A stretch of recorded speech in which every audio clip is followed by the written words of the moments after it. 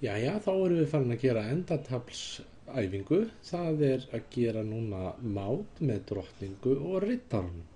Við getum ekki mátað svarta kónginn á miðjuborðinu. Við þurfum að reka hann á endalínu, rétt eins og með drottningamát og hrókamát.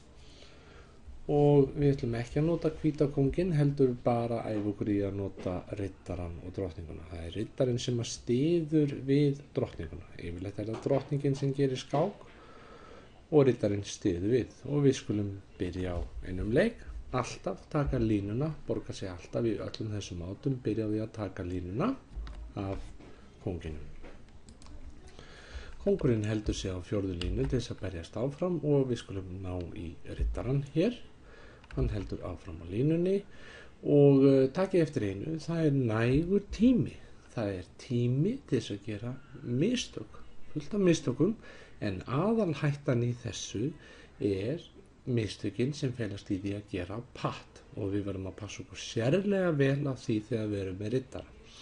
Við gerum aftur skák á kónginn, hann kemst ekki nær á næstu línu og núna er riddarinn að passa reitina við hliðina og drottningin á línu 3, þannig að við förum bara með drottningun í burtu en þess að riddarinn er að gæta hina reitana og kóngurinn fer niður og við tökum línuna, alltaf taka línuna, kóngurinn frá áfram og nú sjáum við hvernig drottning og riddari vinnu saman.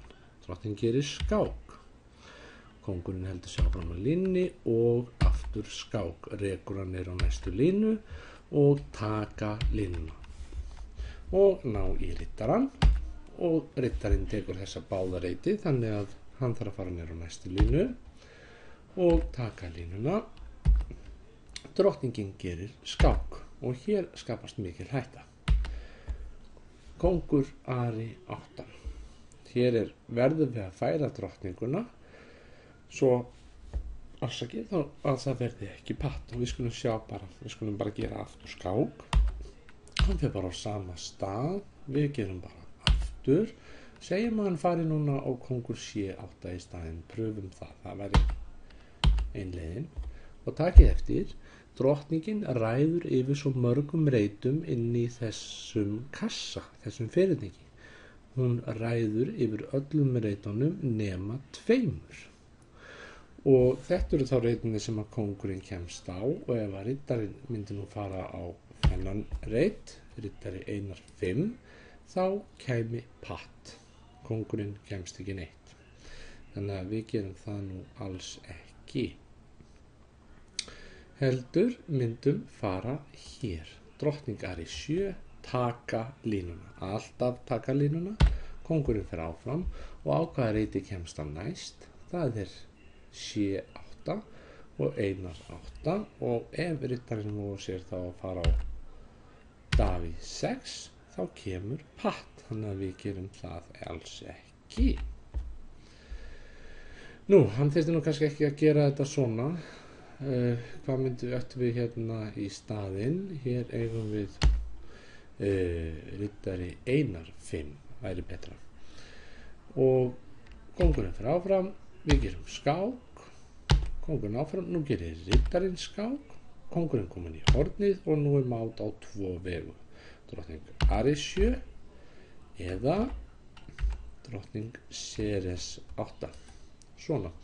En áðan í þessari stöðu hér, þegar hann fór í hornið, maður sjá svona og við leikum drottning A6, þá getum við pröfað annan leik sem myndi vera drottning bara hér. Kóngurinn verður þá að færa sig og við færum riddaran, kóngurinn færir sig, við gerum skák, kóngurinn færir sig, skák og mát. Æfið ykkur í þessu, passið að patta ekki, þetta er mjög góð æfing, eitthvað sem allir verða að kunna. Við verðum að kunna að máta þegar við erum búin að drepa alla mennina og við verðum að geta gert þetta með riddara og drottningu. Það er oft fljótlegar að gera þetta með riddara og drottningu heldur en að ná í kónginn sífellt.